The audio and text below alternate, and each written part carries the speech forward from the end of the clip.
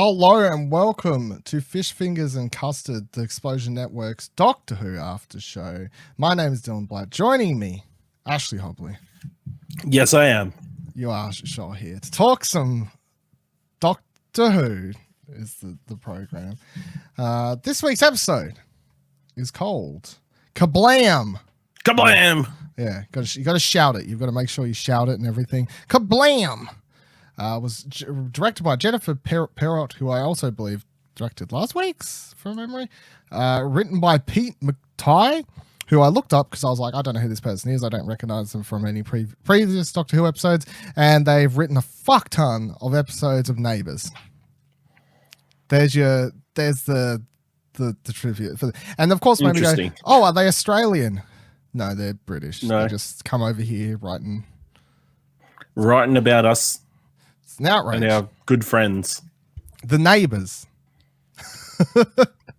Had also written one episode of Glitch, which is a really good show that's on Netflix you should check out. Even though I haven't finished the second season yet. But it's still a really great show, so there is also that. This week's synopsis. A mysterious message arrives in a package addressed to the Doctor, leading Graham, Yaz and Ryan to investigate the warehouse moon orbiting Kandoka and the home of the galaxy's largest retailer, Amazon.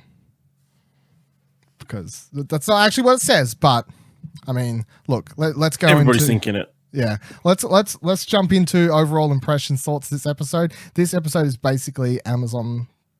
Done by Amazon, the episode done by Doctor Who, right? Is that not what it is? Amazon, a murder mystery. Yeah, sure. But it's like, as soon as the episode starts and there's a robot that's delivering a package, and it's like, oh, it's the mail, and then they head on off to the warehouses and stuff. I'm like, cool, it's Amazon. Like, and especially because most episodes this season have had some sort of like tie-in to real world message type.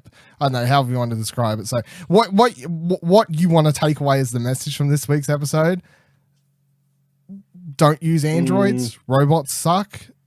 We need to keep our eyes on those robots, so they're going to take all our jobs.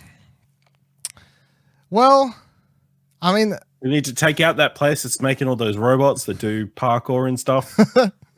I mean, that was part of it, but at the same time, we'll discuss the villain. Also, a bit more. Don't murder people. Yeah, well, that too. That's pretty much the message every week. I feel we'll discuss the bad, well, the proper bad guy when we get to it in a little bit. But I will say outright, my feelings to this episode were I was really enjoying it until the motive speech was given. You know, when it was, hey, the reason I really want to kill all these people is a reason that doesn't really make sense. Like it was the 3-point terrible villain plot of I want to help save the human race because the robots are stealing our jobs. So to do that, I will murder lots of humans to try and frame the robots. But at the same time, I was like, what? No, you don't make any sense. And that, I wouldn't say it ruined the episode, of course, because that would be a bit much. But at the same time, I felt like the end kind of plummeted a bit overall for the episode. I thought it was a lot better up until that point. What are your overall thoughts on the episode there? Yeah, I thought it was a fun episode. With twists and turns, you weren't sure who was behind it, the plot. And then I guess the ending happened. And it sure did. It was like fine episode of Doctor Who. Yeah. Oh, I mean, it's nothing to go home about, but it's fine. It was good. It was fine. It wasn't bad. It wasn't great, but it was pretty good until the ending is how I'll describe it, I guess. But let's jump into it. So, as always, going to go through. Talk about what happens through the episode, stop at any key moments, talk about things that stand out to us. So the episode starts with the Doctor once again appearing, crashing the TARDIS, losing control of the TARDIS. I don't know. I think she thought she was getting tracked or chased by something. Oh, okay. So it's trying to do all these crazy maneuvers and something. It turns out it's delivery. Ah, right. Okay. Because the episode starts and the episode starts and she's like, "Oh, I still haven't, quite worked out how to drive this new one." Basically, and I was like, "Oh, come on now." At this stage, surely you've been driving this thing around for a couple months. I don't know. You've been going along a long time. Get it together, new Doctor. Come on, what are you doing? But yeah, so mentions that there is a teleport pulse though. But when she mentioned that, I thought it was just saying that she said it right before it enters the TARDIS, and I was like, I didn't know that she was trying to run away from it. But that makes more sense. Teleport pulse comes in, blah.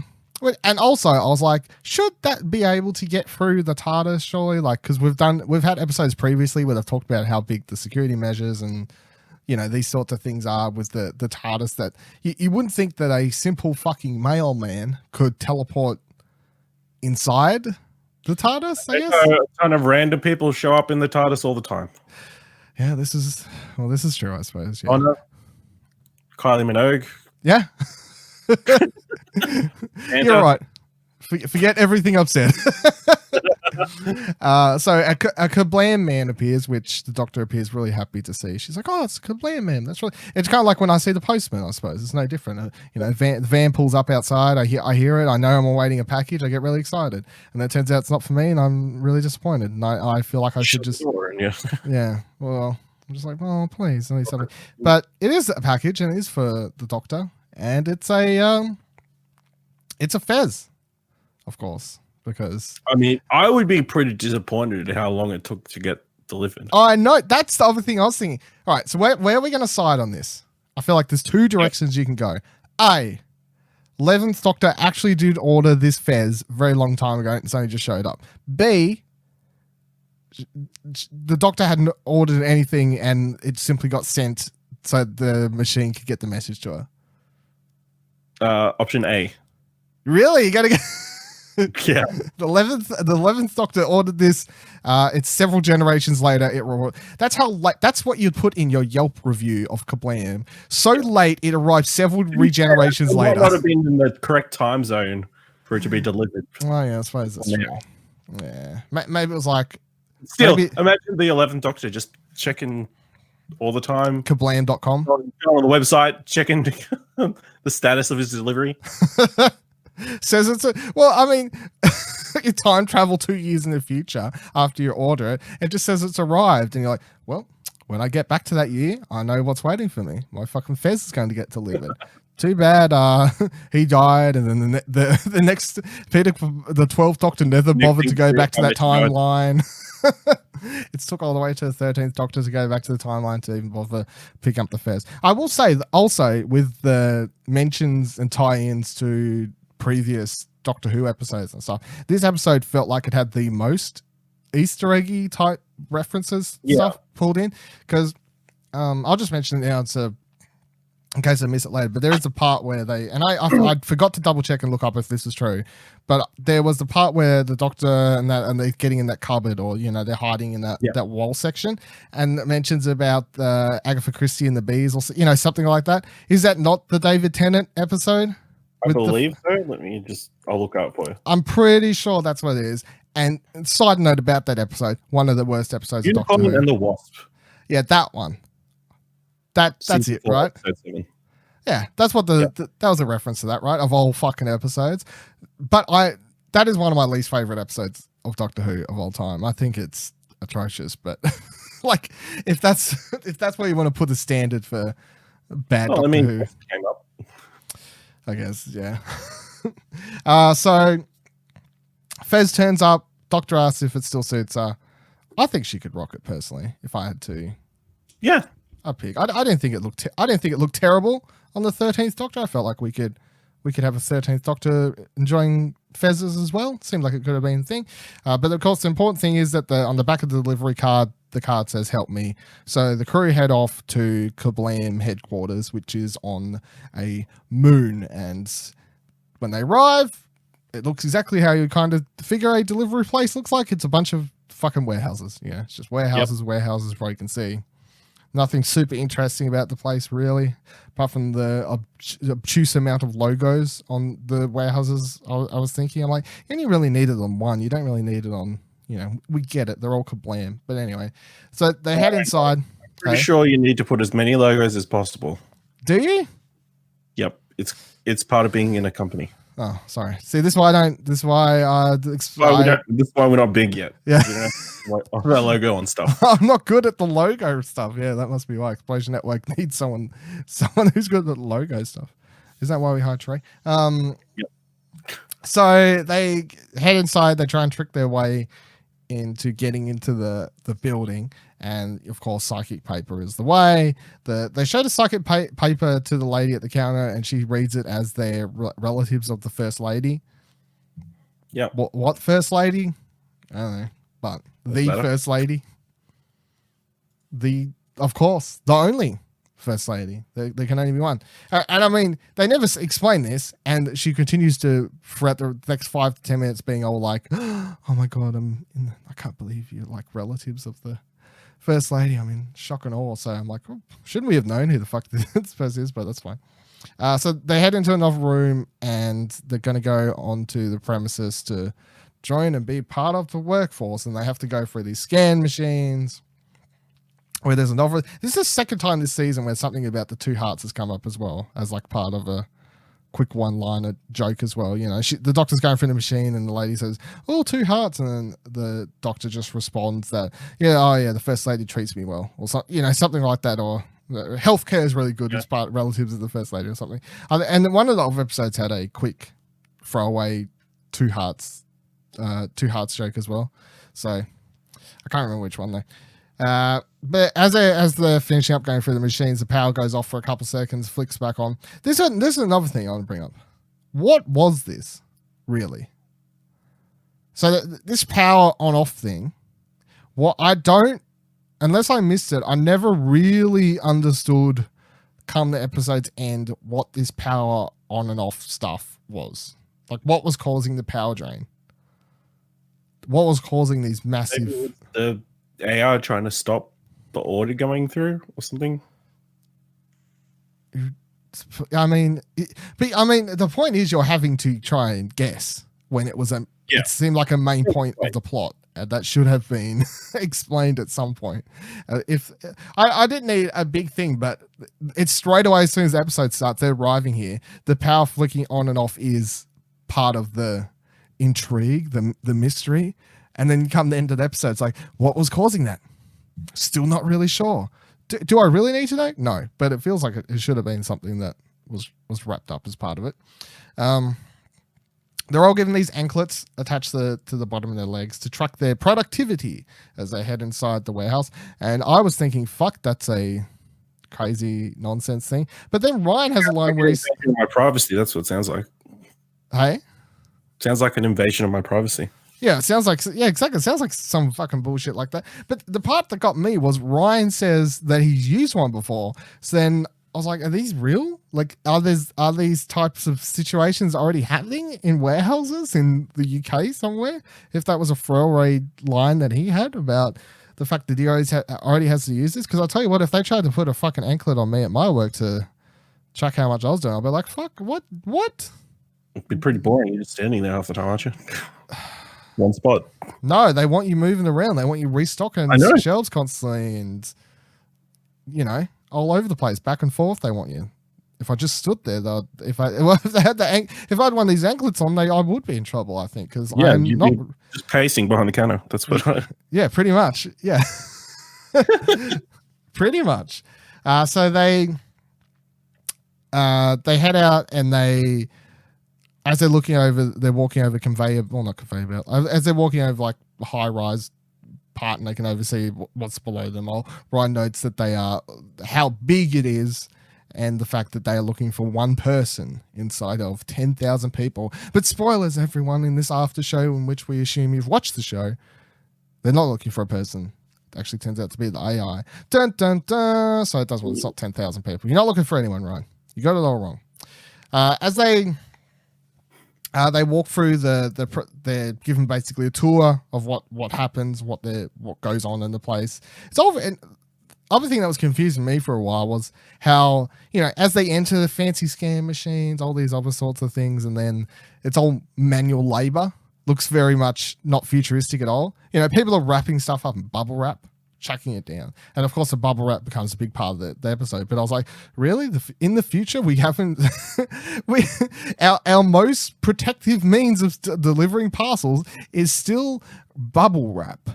It's not. We haven't. It's genius design. We haven't got past it around. Like, I was like, really? Come on now. Do you prefer bubble wrap or packing peanuts?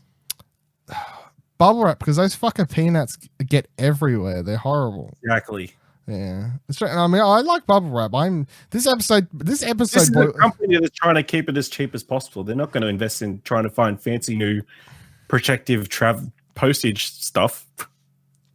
You're probably right. I was just disappointed because I just take everything that happens as Doctor Who as a sign of the future, and I was disappointed in what the future Amazon looked like. I want something better. I need you to give me something else. So they walk through, blah blah blah, told about the showing the happenings of the place.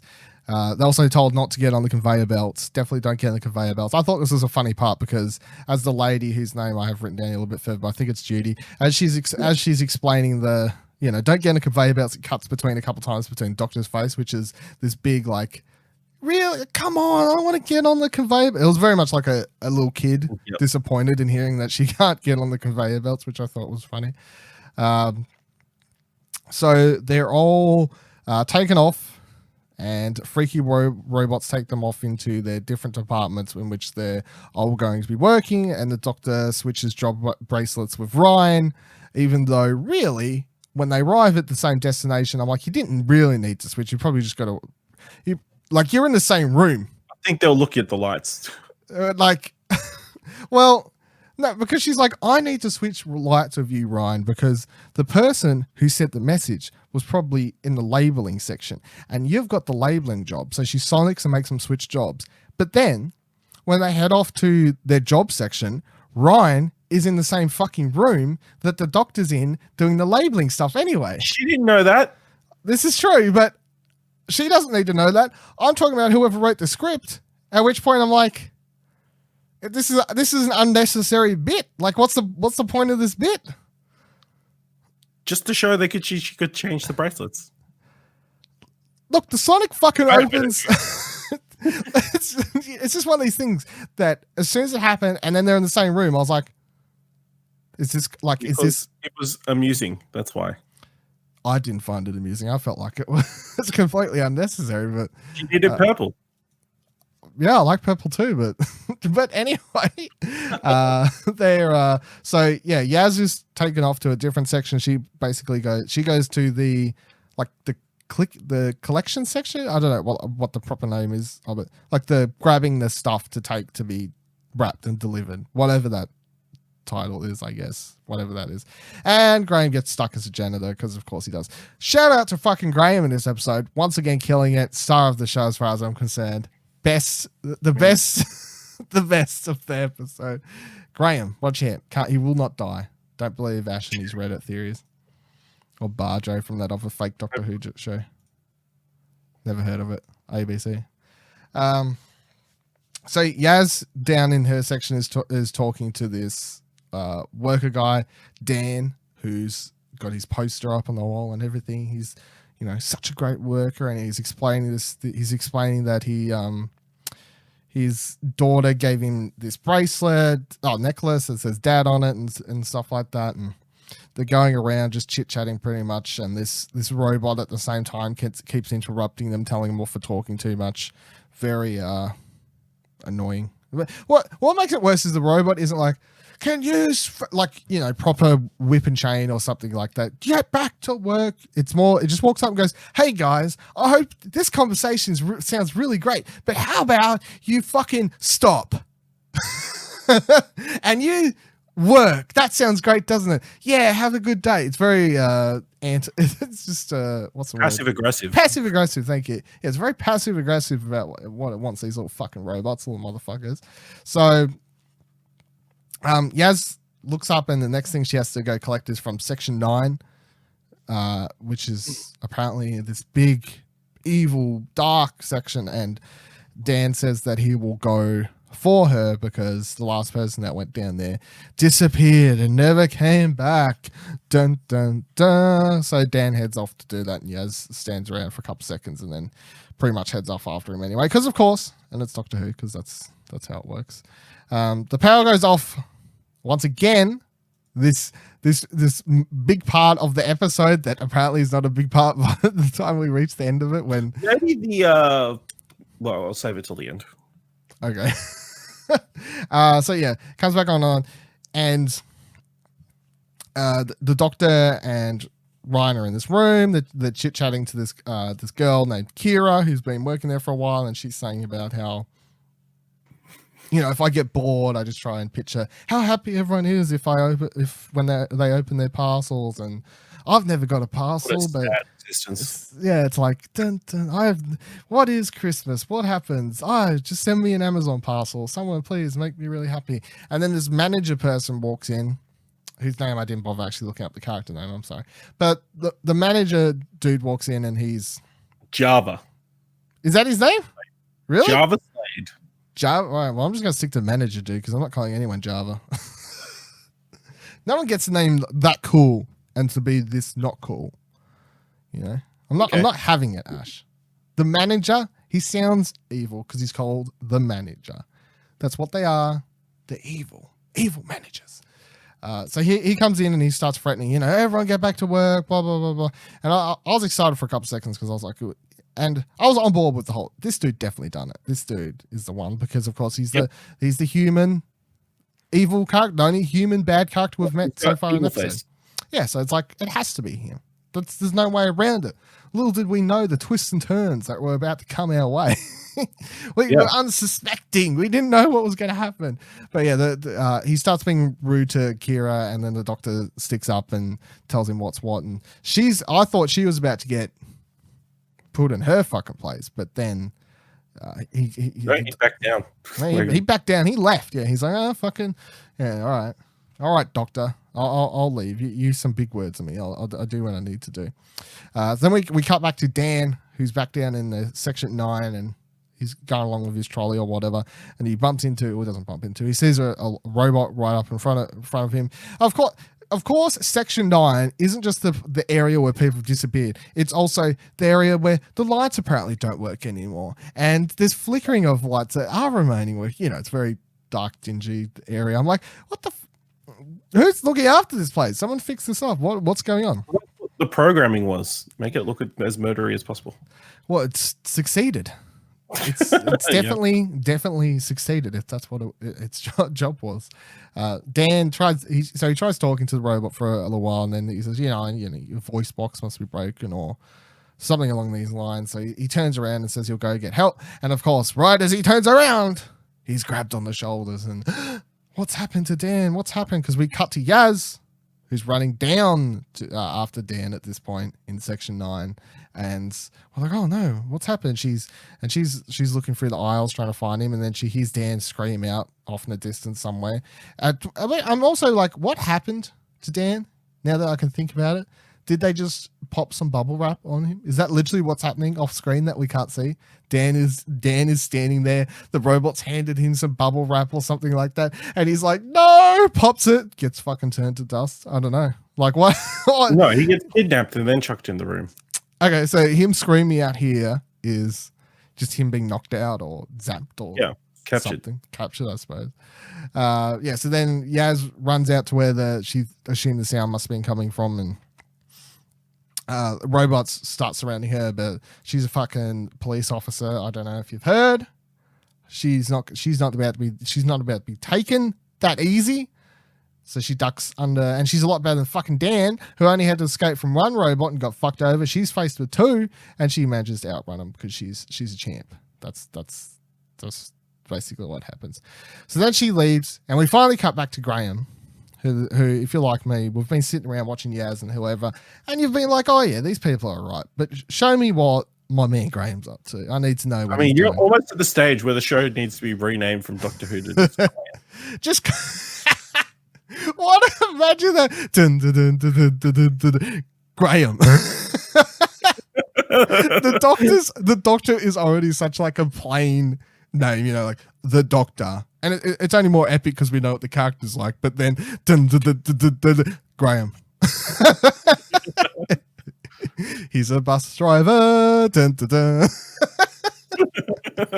Superstar Graham.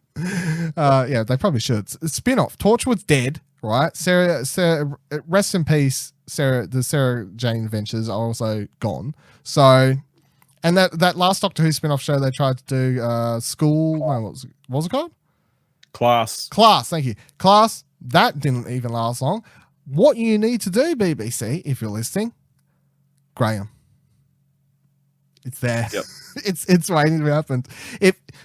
Don't kill him off, mate. If you're gonna change companions, whenever the Graham leaves, you're gonna drop him off. He's gonna say his goodbyes to the Doctor. It's gonna be real sad. I got it. All right. Last episode, he's wearing like a faulty vortex manipulator. Oh yeah.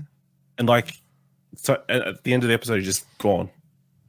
And then the next season of Graham is him just getting zapped into different periods of time. I love it. Just manipulate. You can send your money to whatever Ash's BSP is, BBC, and you can make this. Yep. Make this show. Just 10 episodes of Graham popping up in different time periods. I'm down. Solving it. It sounds better than just talking to people. just Graham out there being Graham. Yeah. That's all I need. That's it's Here's bus. Yeah. Every episode he meets a new bus driver from a new age. Even the Stone Age, there's bus drivers, Ash. You know what I mean? There's always some. It was just the one wheel on the bus, but yeah, it goes round and round still.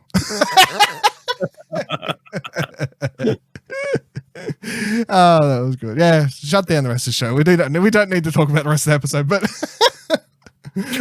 but we will. Give us the Graham show. So down in the janitor section, Graham is being rather funny as he's getting finally let out of his training session with his robots. So all right, mates, yeah, fuck off. I'm sick of being around you. And he meets Charlie, who is the other janitor who's working down there. And just as he's beginning to talk to Charlie, a security call measure seems to go off like some sort of alarm thing. And it's basically like, hey, go have a lunch break. I was like, well, it was a very elaborate alarm system for basically just have a bit of a break. It was more like episode's about halfway. We need a reason in the script for them all to get back together for 5 minutes. How do we make it happen? Lunch is the savior. It's what we need to do. So outside, they're all explaining basically what's happening to them. The Doctor's like, this has been happening. Graham's like, I've been cleaning. It's great. Yaz, of course, the most epic tale to tell, explains how someone has disappeared. That's probably the most epic out of all of them, I guess. And then Kira, important. Probably the most important out of all the things. And then Kira, the girl that the Doctor and Ryan had been met with, is walking along and she drops her fucking food on the ground. This was a really awkward scene overall. It was really, really weird. Kira, she drops it, looks like a muffin or something on the ground. Charlie runs over as the cleaner, starts picking it up as if she's going to eat it or something. Like, oh, no worries, I'll fix it. Hey?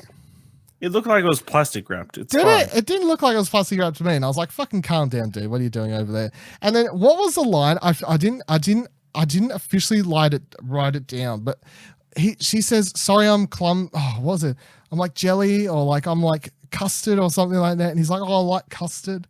Some really awkward. Like yeah, it was like one of the worst pickup lines you could probably hear. I've heard some bad pickup lines in Doctor Who's history as well. I'd like to put that out there. So yeah, really weird thing.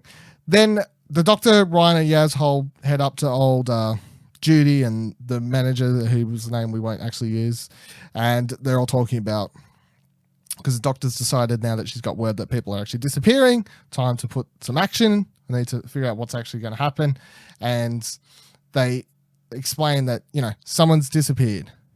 We got a note calling for help. What are you going to do? And they're all like, oh, well, well, like real workplaces would. They'd pretty much just shove it off as, we'll figure it out though. It'll be fine. Yeah, we'll do an investigation. We'll do some sort of investigation, and maybe it's fine. It's okay. It's no problem. Whatever. Doctor doesn't believe it. She says, "You either fucking work it out, or I'll, I'm the doctor." Is basically what she says. I'm the doctor, and she heads out. And then they all head upstairs, and we do the whole thing which we mentioned before, as they pull away the. I was trying to remember, was the actual was that section, that part they hide in cold, like the hideaway hole or whatever? Because she did have a funny line where she's like, "Haven't you ever hid in one of these before?" And they all respond, "No." And then she says, "Oh, you haven't lived then," or something along those lines, which was pretty good. Yeah. Then you got Graham. He's downstairs talking to old mate Charlie again. Well, not old mate. Old mate sadistic Charlie over here, which we soon find out is a very nasty man. And he asks him how long. He's like, what? Here we go. Again, yep. Charlie's very fucking weird. Look, straight away, he's also very weird again. Because he asks how long, Graham asks Charlie how long he's been into Kira. He's like, "Oh, you can tell?" He's like, "Yeah, you were trying to scrape the food off the ground with your tongue to give it back to her, and you're saying really weird pickup lines." "Yes, we could tell." He's like, "Oh, well, haven't you smelt her?" And Graham rightfully responds, No, I haven't really smelt her, mate. No." It's like, what are we doing over here? Dash in the chat says that sounds like his job. Must be from before management. Probably does sound like his job. I hope so.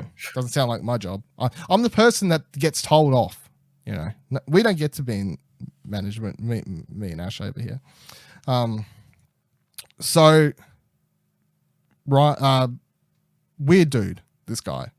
At this stage, and thinking back on the episode, I'm like, are they trying to paint him weirder so it all makes more sense? By the time we reach the end of the episode, it's like, oh, he was a bit, look how weird he was with that girl and stuff like that. Of course, socially awkward. Yeah, People what? Socially awkward and not being murderous. Yeah, but isn't it like the stereotype of the socially awkward person turns out to be the killer? Like, is that not a stereotype? That's a stereotype at this point. It is, but most of the time, the socially awkward people are the killers. I feel like you were going somewhere and then it just came back to, it is, but yeah. Most of the time, socially awkward people are correct. Yeah, most stereotypes of killers are correct. Based on truth. And socially awkward people are murderers. Fact, apparently. Can be murderers. Upstairs, the doctor, Ryan and Yaz all waited for the manager dude and that to leave where they were in that room, his room or whatever. And then they all head in. Yaz points out there's a filing cabinet, rightfully so, because it is like, why the fuck is there a filing cabinet here? It's a bit weird. The whole place is run digitally, of course. Seems really out of place. The doctor proves that the Sonic... This is my other point. When he was like, why did the doctor have to switch the bracelet colors? And your answer is, because it was cool and it served no point in the plot. Well, look, do we need that moment when the Sonic is used in this episode to do many things, including teleportation later in the episode, and also includes a moment where the Sonic is used to open a filing cabinet? Because I don't know, Ash, opening a filing cabinet without your hands, pretty cool. True. You're still putting your points on the bracelet's been cool. All right, I see how it is. They changed colors, Dylan. They changed colors. It was pointless. It was an absolutely pointless part of the episode. So they look inside the thing and they find this paperwork, and as they're looking, and they all look shocked and horrid. Of course, someone enters and it's Judy, and she's like, "Oh, fucking, yous are fucking idiots! Look, you've got bracelets on. I tracked yous all here. Yous are fucked." And then everyone stands there like, "Oh yeah, we are a bit stupid. We did have these bracelets on, didn't we?" Yeah, I was like, "Oh, we kind of forgot that was a thing. Oh, whoops, a bit silly. That's fine." But then they start explaining to Judy, "Look, we're only here to help. Come look at this. We've got this paperwork over here. Come have a look. It'll help you out. Do it. Come over here." They look at the paperwork, and there's a list that the manager dude has been keeping of all the people that have been disappearing. So of course we're now like, aha, it's definitely him. He's definitely the one that has been doing it. He's definitely the one causing all these troubles at Amazon of the future space wizard time period moon place things. And then the power starts going off, and it goes off fully. I'm like, oh fuck. I don't know if you know, Ash, but this power thing is a big part of the episode that is never fucking explained. Graham, of course, shows up at this. I completely missed the part before, but it's fine. We'll skip it. Graham and Charlie had this nice chat before. I forgot the part. They run down. Charlie's like, I can get you a map. Graham's like, I want a map. Get me a map. Charlie takes him to a place where there's maps. They grab the map. Power goes off. Graham shows up with the map for the doctor. Cool. We're all caught up. Good job, everyone. So Graham shows up with the map and then gives it to him, and they look at the building outlet, see what's happening. They're like, cool, we've got to look at the building. This all sounds very exciting. A robot shows up at this point. Charlie, for some reason, this is the other thing. I suppose they are maintenance, right? They aren't really just janitors. Is that what? Yeah. Because there was a point that there was no point where with Graham's job where he was being trained to help fix the robots. It was just, here's a mop and bucket. But we're supposed to remember that Charlie is more than the janitor. They're the maintenance people. Because as soon as the robot starts up and shows up and starts acting all weird, Charlie says, nah, no worries, I can fix it. And he starts heading over to her. Which for a split second I was like, hold on, janitor. How are you fucking fixing the robot? Leave it to, I don't know, the doctor or someone. But I suppose we are supposed to assume that they can do more than that. But of course, as he shows up, things start strangling him. And then tie this all back to the end of the episode and what we know now. Is this robot not just heading in because it knows that Charlie is the one doing everything wrong, and it is just like, I will fucking kill this person because they know he's the evil one. As in, if Yaz or Ryan had walked up first to the robot, it might have just been like, get the fuck out of the way. I'm charging. I just want to kill Charlie because they know he's the problem. Well, the system knows that Charlie's the problem. So, yeah, that makes sense. Yeah, putting it all back into context, I suppose. Looking back from the end, some of the stuff. Now that I think about it, the reason I'm guessing the power was related to when the robots go crazy and kidnap people. Is it? That must, yeah, because it happens right before Dan gets kidnapped, and then it happens again just before Kira gets kidnapped. Why is the power going out though? Like, why? What's that got to do with the kidnapping? That's. It just correlates. There's no reason why it should go out, but. And why does it go fully out now? I don't really know, but yeah, I suppose it has something to do with that. They end up ripping the robot's head off, and they save Charlie. They're like, cool, we do that. The doctor they start talking about that the whole system has gone haywire, and what they're going to need to do is hack into it to save it. They look over the missing people's list again, and Judy starts explaining that the reason that she never realized any of these people were missing in the first place is that on her map, like tracker thing, the way she found the doctor and that all in the room, it still had them all on it as if they were still working, and that's how she never realized people were actually missing. The doctor says that she needs access to an older version of Kerblam. Charlie says, yeah, no worries. No, or Graham says, no worries. That's an important part, I suppose.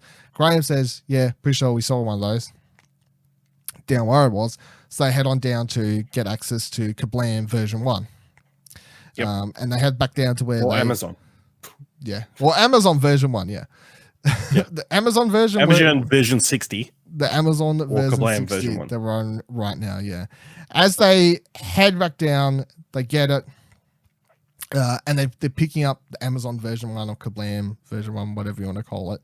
And we cut to a shot of the manager dude loading up some sort of, I suppose, stun gun. It looked like some kind of taser sort of weapon. I suppose, but some sort of gun. And of course, it's done menacingly to add to the fact that it's like, oh, dun, dun, dun, this is the bad guy. We're going to pull so many twists and turns this episode. You'll never know who the real bad guy is. Hi, Sim in the chat. How are you? Welcome to Fish Fingers and Custard. So then we cut to Kira, who you may have been like, oh, yeah, what's going on with old mate Charlie's crush of the day? And she's down there having a great old time, talking, doing a job. She's killing her job, you know. Killing that packing game job. It's a great job. Go do it. And then two robots show up, explain to her that she's been awarded the Worker of the Day award, and she says, oh, I didn't know that's a thing, but that's super exciting. I can't wait to do that. That sounds great. I'm going to do it. So she starts heading off with them. Cool. All right, Kira.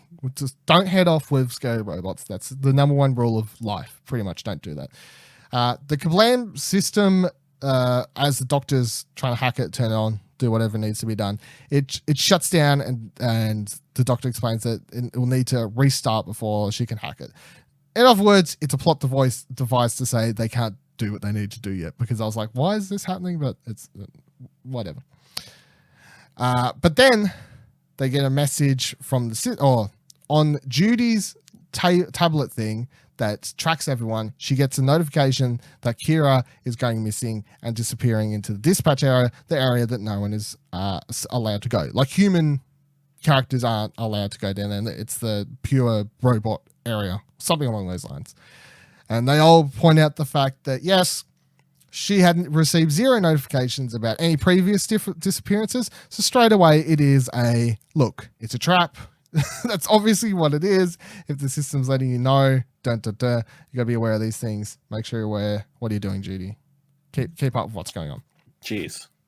Do we need to? So then Ryan says, of course, we'll go save Kira. We'll go down to dispatch. We'll do what we need to do. Everyone says, how are we going to get down there? Brian says, I've worked in a warehouse. No worries. Got it solved. He takes Yaz and Charlie. They head on over to the hole where the dispatch chute, I guess is what you would call it, conveyor belt chute type thing. Yeah. Head on over to that, and he starts explaining, this is what we're going to do. So at the hole, he starts explaining that the last time he ever did this, he broke his ankle. So that's a good start to the whole conversation, really. And that he survived. It was fun, but he broke his ankle. He's like, no worries, we'll still do it. We've got someone to save. We'll go for it. So he jumps through. Yaz jumps through. Charlie follows through, of course. He needs to get down there to save the love of his life. And then cut to maintenance, down in the maintenance area. Kira is taken inside a room that looks like a police fucking interrogation room, basically. Like, there's no way, especially when those other characters show up later, and there's even the glass, like an interrogation room type thing. And I'm like, why does this exist in a maintenance section or whatever it's supposed to be? It looks like something out of a some of those robots, they just steal stuff. So sometimes you just need to interrogate them. You just need to interrogate the robots. Well, yeah, I sure if that's like. It's super short because they can't lie. So yeah. Did you steal it? Yes. Yes. I malfunctioned. It doesn't seem like it needs an interrogation room. But yeah, so the robots put her inside the room and lock the door, and then if I was her, I would have been scared out of my mind at that point. But she's like, "Oh, this is fine. I'm being awarded worker of the day or whatever the hell she's on about." So that's a thing that's happening. Ryan and the others fly down. I want to point out this section of the episode is like the most CGI heavy part of the whole episode, and I was like, "Fucking hell." Doctor Who's budget is a lot bigger this year because they're like, we're just going hard. We're going hardcore. I don't know. It looked like they just copied and pasted from the end of Toy Story 2. That's what I was making. It was, well, all right. I was thinking about 2 movies. I was thinking about watching this scene. Toy Story 2. Yep. And Attack of the Clones. Oh, yeah. At the end when they're in like Count Dooku's thing there and C-3PO Not is really, getting... but I've sort of pushed that to the edge of my brain. You probably did the right thing again rid of that movie. Anyway, what a movie. So they're flying down, and it's not a simple shoot to the bottom like it would be in a normal warehouse, of course. As they start going through, there's several different chutes all connecting up, and then it goes down into this huge, as we were saying before, like Toy Story 4 or Attack of the Clones, huge conveyor belt system with levels up and high, down below, and they're all scared that they're all going to die, and somehow they manage to not. And also, I'd like to point out how Charlie explains that, things that come down here, because Ryan says, we put items down here, so of course we can survive. We're humans. We chuck stuff down here, it doesn't break. Charlie says, yeah, but that stuff has bubble wrap. And all I'm going to say is, no matter how much bubble wrap you put on something, if it's a big enough fucking fall, it's bubble wrap. This is futuristic bubble wrap that doesn't break unless it gets popped. Well, better be something, because I was like, look, I understand bubble wrap helps, but there is a line here, Charlie. Well, there is a line here. But we do know by the end of the episode, he's very obsessed with bubble wrap. He thinks it's the The item to save the world, you would even say, to a point. So yeah, they go along this whole thing. They reach a point where they stop. There's this really awkward moment where Ryan goes to high five Charlie because they survived the conveyor belt system, which then knocks Charlie off. And I was like, holy fuck, what a way to die. You high five someone to death, Ryan. How are you going to explain that to the doctor? Sorry, doctor, killed someone. How? I high fived them. They fell off. High fives are banned. No more high fives. High fives are now banned within the TARDIS traveling system and old companions from now on. But yeah, no, Charlie survives, unfortunately, kind of. Look, not to wish death upon him, but it could have helped. If he died at this point, episode is solved. Episode's done. Not really. I mean, that problem's not solved, but he's not there to press the button later, so at least that's a thing that happens. But Ryan and Yaz jump off in this big epic moment, like not as epic as episode 1 slow motion Doctor jumping off a crane to another crane epic moment, but they build it up a little bit and then jumps off, of course, and then land safely. Yes, woo, we're all with Charlie now, and they continue along the conveyor belts. The Doctor is walking along with the rest of them, trying to figure out how they're going to get down to the room. And the Doctor realizes that she will just be able to, use the system, teleport them down there. I honestly, my mind kind of, I don't understand how did you get like how's it working? How was she teleporting in there? What was no idea. Yeah, no. I guess it's the same technology that the Kerblam mans are using. To teleport, I guess, yeah. She sonics into that and she realizes. And right as she's realizing that she's going to be able to use the sonic to teleport them but in 2 different places, of course, the manager dude shows up, points the taser thing or whatever at her and is like, I'm going to fucking... And right as it seems he's about to zap her, she activates sonic, teleports them all downstairs, and then, turns the tables.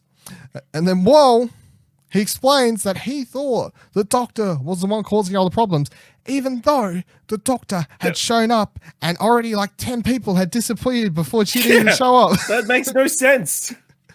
Yeah. Here's another plot point where I was like, yes, the man would blame it all on the lady who's only been there for a day. I don't know if it is a plot hole because, I mean, some managers are just not as bright. Yeah, I mean... It's true, but I was like, come on, dude. Like, really? Is this Yes, it must be the one person who's been here all day who's been the cause of this. Who's been here for 24 hours. Less. Less than 24 hours, definitely was not here for the previous 10 people getting disappeared. Was here for one person disappearing, and you're going to blame it on her. In fact, you have your sights. She slipped up. She slipped up and showed up. She thought she was going to get away with it, but no.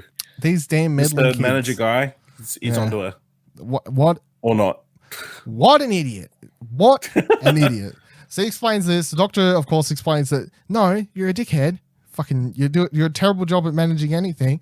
And that where we got a help message, I explained that to you just before, dickhead. And that, just put your fucking wimpy ass taser away and let's get along with it. And then Judy has a go, and she's like, I can't do my fucking job if you're keeping information from me. And then the manager is, he's put in his place. They all turn around. They find this goo stuff that they're like, is this the humans that have been turned into goo for some reason? Yes. That's a disgusting thing that happens. And then they turn around and they see this army of robots all lined up around. Looks like Attack of the Clones when Obi-Wan shows up at Geonosis and sees all the clone soldiers. Just to tie it all into this episode, just looking a lot like Attack of the Clones. So then Ryan and Co, Yaz and what the fuck, I'm meant to blank on Charlie, they all get down there and they run in and they see Kira in the, all the names just appeared for a second.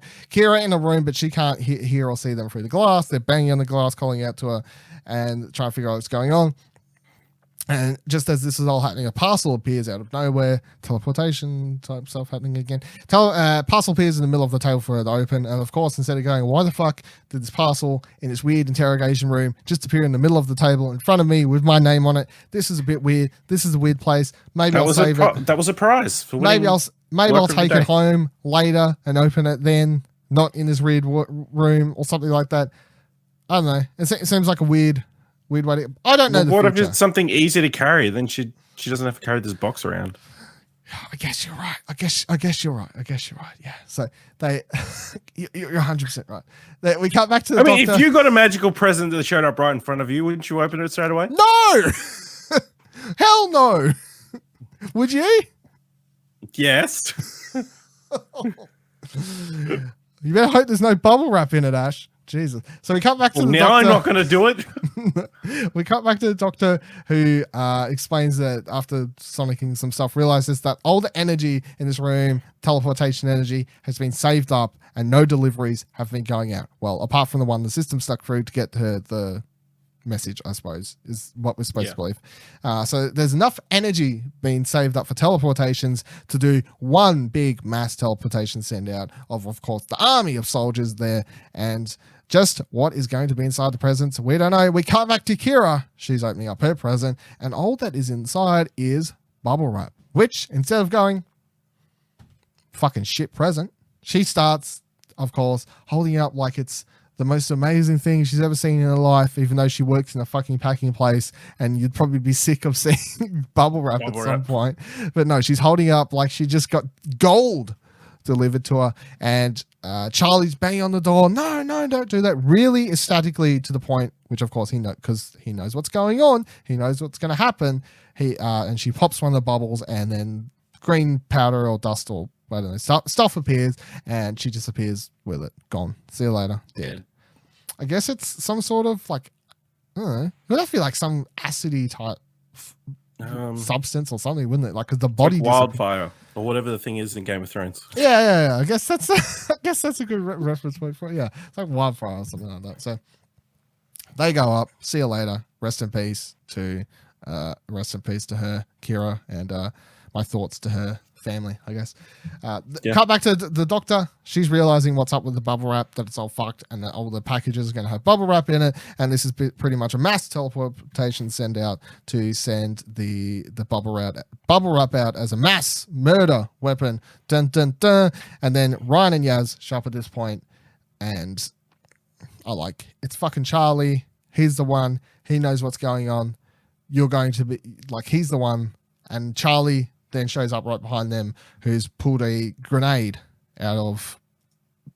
Oh, no, it's not a grenade. It looks like a grenade, but he's holding the remote like it's a grenade or something like that. But the entire time, until I realized later that it was, when we find out it's a button, I'm like, what is he? Is he really just holding a grenade? This seems like a very bad plan. But then when we're about to hear his proposal and thought out plan, it is a terrible plan. Charlie, you're a fucking idiot. So yeah, he explains to Judy, you're an idiot. I lied on my application. Oh, look how good of a liar I am. Oh, he's like, I'm not into So janitor. villainous.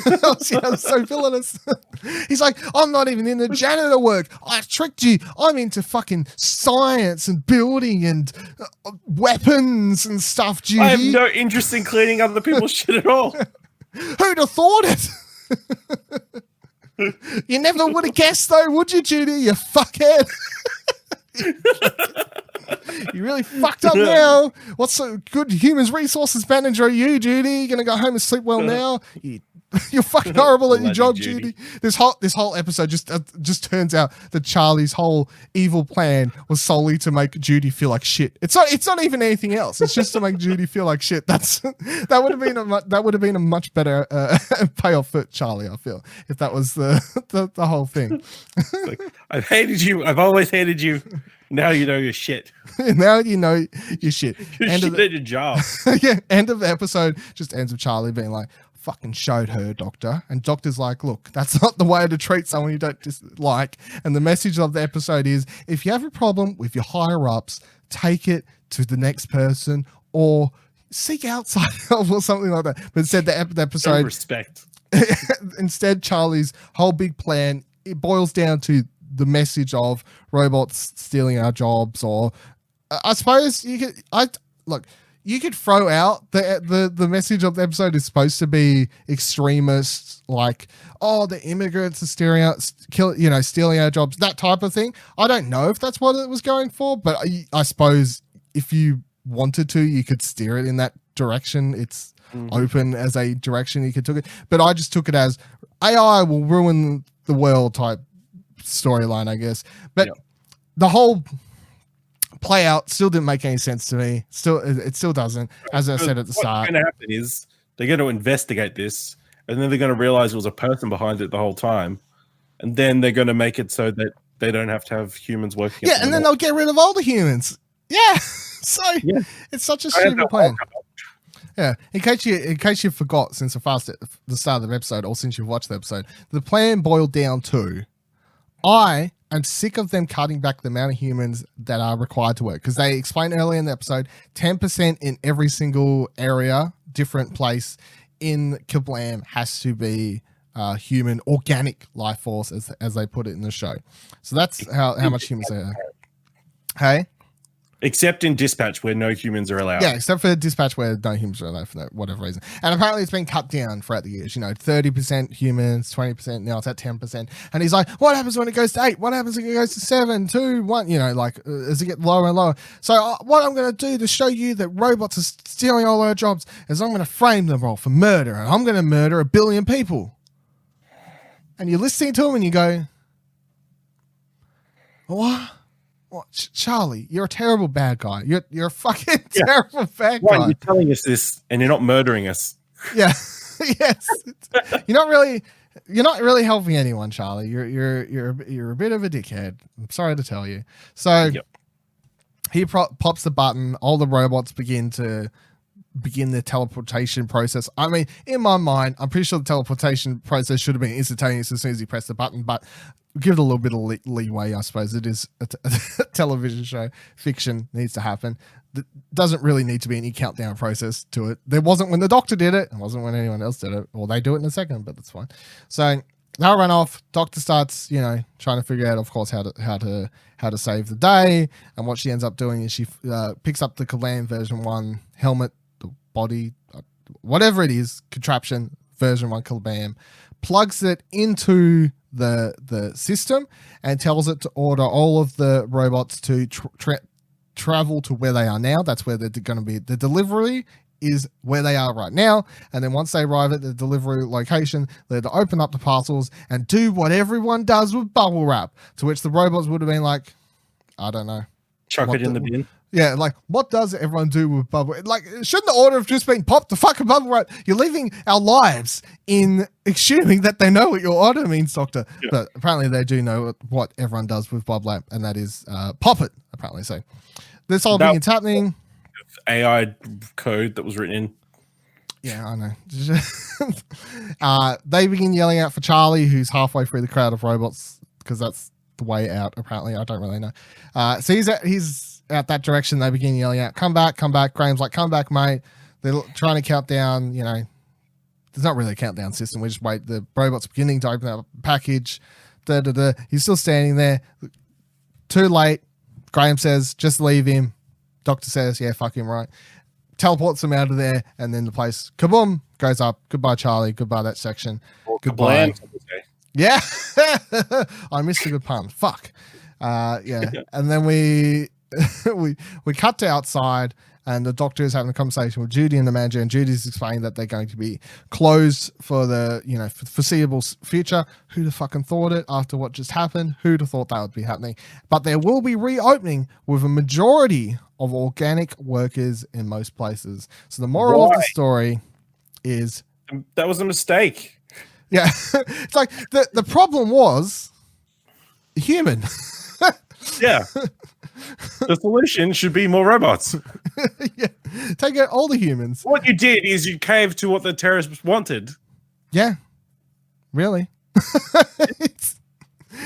I don't really understand the the messaging is not great in this. Messaging, this entire episode. And then also I found that this last scene, the ending, weird for two different reasons. So then we cut to inside the TARDIS. Yaz is talking about that she wants to deliver Dan's necklace that she found somehow. I don't like I don't know where she got it, but she somehow apparently found she found Dan's daughter's necklace that says dad on it, and explains that she wants to deliver that to the kid. And I'm thinking, oh yeah, the episode's going to end with them delivering that to the daughter or something, you know, sweet ending, I suppose, something along those lines. That'd be, you know, something nice. And then we cut over, Graham's about to play with bubble wrap for some fucking reason. And the doctor says, yeah, probably don't want to play with that, it's from Kerblam. And then we have a close-up shot showing that they've got bubble wrap inside TARDIS. Why are they keeping it? Why they brought it inside the TARDIS, I have no idea. And then the episode ends. I'm like, oh, we're not actually going to see them deliver the necklace. That was just a thing that was mentioned. It blew up. The TARDIS blew up. There's no episodes left for the end of the seasons. I'm looking forward to the next incarnation of the Doctor.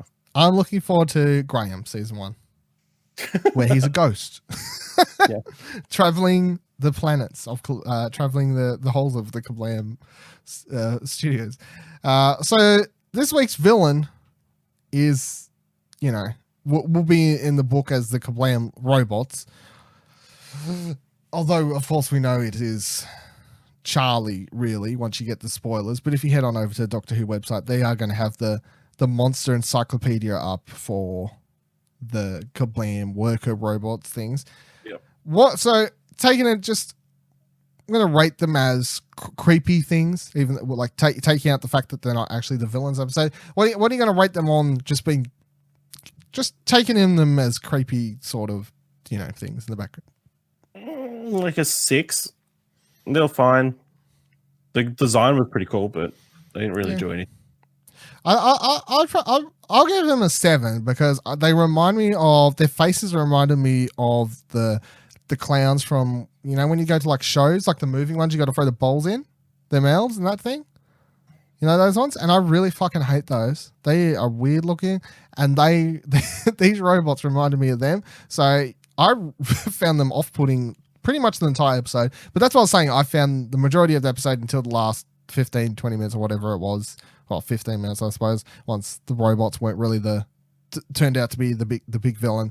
Everything up until then, I was finding rather creepy at all points in time because I found their design generally creepy. What would you, if you was going to rate Charlie though as a villain, what would you give him? Because I'll give him a total of 1. Like a 4. Nah, he's a fucking. At least he had a purpose. Did he? It wasn't a very thought out or good purpose. Yeah. How about? I'm glad we don't have to see him again. Is all I'm going to say. No, he was first villain so far this season who's like the Doctor's sort of let die. Yeah, that was all interesting, but at the same time, I didn't feel like you could. No, there's no way they could have saved him. Yeah, there wasn't any way that she could have actually saved him. So I wasn't, you know, I wasn't going to stress out about that as a like, oh, the Doctor let someone die. You know, it was fine. It's okay. I'll let her. What about the real villain of this episode? Yeah, what is it? Bubble wrap? Yeah. Fuck, I should have put that in. Damn, I didn't think it through. Damn, I've missed my opportunity. Would have been good if I had that lined up too. But I'd rate Bubble Wrap. Other villains of this episode, management. I'll rate that 10. Right, give that a solid 10 out of 10 over there. But yeah, wrapping up. What are you got any last opinions on the episode now that we've gone through it? I just wonder how many people are not going to be using Bubble Wrap for a little while. Probably no one. I don't think this episode makes Bubble Wrap Charlie too scary. What does it make you hate Amazon? No, it's not their fault. it's not their fault. It was the guy who was working for them. It's fine. Yeah. Yeah. Once again, it was a fine episode. Villain was Charlie. I think was a terrible villain, and a lot of his motives didn't make any fucking sense at all. But the robots were freaky, and it was really intriguing as the episode began. And as I was learning stuff, I was really intrigued. Characters were like Dave or whatever it was. I've already fucking forgot. Whatever it is that dude. Dan. You know, what was it? Dan. You know, he was interesting. Ira, whatever. I've already forgot everyone's name. It's fine. Kira, yeah, she seemed fine. Stuff was happening. It is what it is. So you got these. Next week, do you watch the next week thing? No, I did this week. You didn't? No. Oh, yeah, I was going to say. I thought it looked really interesting. Next week we are getting Witches, which is, I was like, I didn't The put any Doctor Who research. Arena crossover we've been waiting for. Yeah, the Chilling Adventures of Doctor Who. It was pretty good teaser though, I felt, because I don't know, and I didn't put any research into it to say this, but searching my brain, I can't remember seeing like Salem witch trial type stuff done in Doctor Who before. So I was like, oh, there's at least an interesting new time period we're going to go to. But once again, I'm going to put it out there. If next week's episode is really good, which, you know, it could be if it's a semi. Also, Alan Cummings, whatever, he's playing, like, he's the main guest star next week, so that's also going to be really interesting to see on the episode. He's going to be pivotal because you don't get him in just to do. You don't get him in for nothing. Yeah, but yeah, I think if here's what I'm saying: if next week's episode is good, the internet will once again be on this. It was really good, but Doctor Who, it's not about fucking time travel. It's about sci-fi. You know, like, because if the three best episodes, sci-fi. That's my point. I literally tweeted that at someone earlier this week. I saw another fucking Twitter thread of people can put, like, I usually dodge them and just mute or block the people as I see them, just popping up whenever I click on the Doctor Who hashtag to read people's thoughts about episodes. And I see these once again. It's just like, you know, blah blah blah. Doctor Who used to be about sci-fi and shit. I'm like, I just responded. I was like, dude, time travel is sci-fi. It doesn't matter if they time travel to, because he was complaining about last week's episode, of course. You know, blah blah blah. Fucking, there's no monsters, blah, barely. It was just time travel, same as everyone was complaining about the Rosa Parks episode as well. You know, blah blah blah. It's just fucking History Channel shit. Blah blah blah. Like, it doesn't matter if it's History Channel shit. Time travel is fucking sci-fi. You can't. The other sci-fi elements that they've had in those episodes, like, yeah, as well. But isn't people are Warcraft. People are boiling sci-fi down to pew pew lasers and stuff. I'm like, fucking hell. Get your shit together. Internet, need to do what you need to. That's it. Yeah. I don't know if you noticed, but at the end of the episode, like in the TARDIS, those crystal things were moving. No, I didn't notice that. Is that relevant? No, relevant? It just looked weird. Oh, okay. I don't like it. I will note one thing real quick, because I didn't see it until after we recorded last week's episode, was that the New Year's episode thing has been confirmed. So I didn't bring it up earlier because it had just been a rumored thing. So this year we are getting no Christmas special. We are getting a New Year's special. A lot of kerfuffle about that, of course. But at the same time, I honestly just feel like everyone that's behind Doctor Who at the moment is just like, we've ruffled so many feathers with the casting of, you know, doing a female Doctor. At this stage, just commit. And, you know, because if they'd been talking about this years ago, like, do you want to change it, like, away from Christmas? Everyone would have been like, nah, like, it'll annoy everyone. But I just feel like this, because they've already annoyed so many people, they're just like, you already angered everybody, why not? Yeah, just fucking keep it going. I personally don't care. I feel like that was running short of Christmas stories. I feel like switching to New Year's is still fine, as long as I have some sort of. Let's be honest, I haven't actually done like a Christmas proper Christmas story for quite some while. Yeah. But I mean, one of those Christmas stories was just a fucking superhero one that was set during Christmas time. And I was like, okay, well, that's a thing that's happening. One of them was The Lion, the Witch, and the Wardrobe, set at Christmas time. So as long as I'm getting a Doctor Who special at the end of the year, I'm fine. That is the only tradition part of the special I need. I don't need it to be on Boxing Day. I don't need it to be Christmas themed. I just need it to be something that at the end of the year, there's a Doctor Who special. That's the part of the tradition I would like to keep around, you know, because that's what I'm used to. Are you on the same boat, or? Yeah, I guess. Like, it's hard because I've only been watching like Doctor Who for like 4 or 5 years, so it doesn't really. When I binge watch all the Christmas specials, it was like not Christmas time, so it doesn't really matter to me. Yeah, that's true, I suppose. They all bleed together. I mean, there was also the David Tennant season where there was just a year of no Doctor Who and just these specials where they're like, could we do an Easter special? Fucking sure can. It's on Desert Planet, but it makes sense. Nothing to do with Easter. Yeah. So we'll do all these specials. They got nothing to do with actually anything that's happening though. But yeah, so that's a thing, which means that we'll have one more episode of this.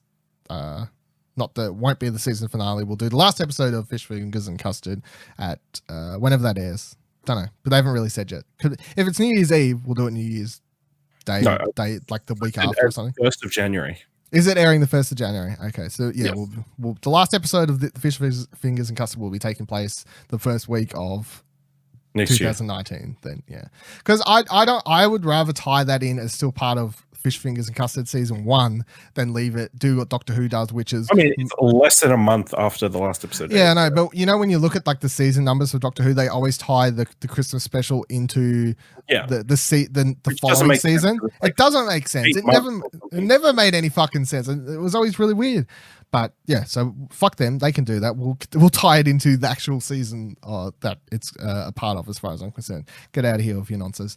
But this has been Fish Fingers and Custard, the Explosion Network's Doctor Who after show. Thank you for joining us. You can follow me on Twitter at Vivaldil, VIVALADIL. You can follow Ashley on Twitter at Ashley Hobley, ASHLEYHABLEY. You can follow Explosion Network on Twitter at Explosion Pod. Head on over to explosionnetwork.com to find all the great articles, news, reviews, and things about movies and TVs. Check out our other movies and TV related podcast called What Do You Want to Watch? Find that on all your podcasting services, which Ashley hosts. And if you've enjoyed this show, rate it 5 stars on our podcast, share it with a friend who likes Doctor Who. Tell them check out this one. Be like, this is an interesting Doctor Who after show. You should check this out. If you're listening to this at a really weird point in time where the season's already finished and you're listening to it and you're like, damn, I should have been listening to this as the show's airing, but I'm enjoying it right now. It doesn't matter. You know, you can join in before next season comes around, or the New Year's special that was just talking about. That's the way it goes. It's fine. We're still out there. You don't need to be watching week by week, although it probably makes the show better. But that's fine. That's the thing. Yeah. Give us this week's closing statement. What do you got over there for me, Ash? What are we going to close the show off this week with? Just be careful with your packages, man. Just be careful with your packages. Bye.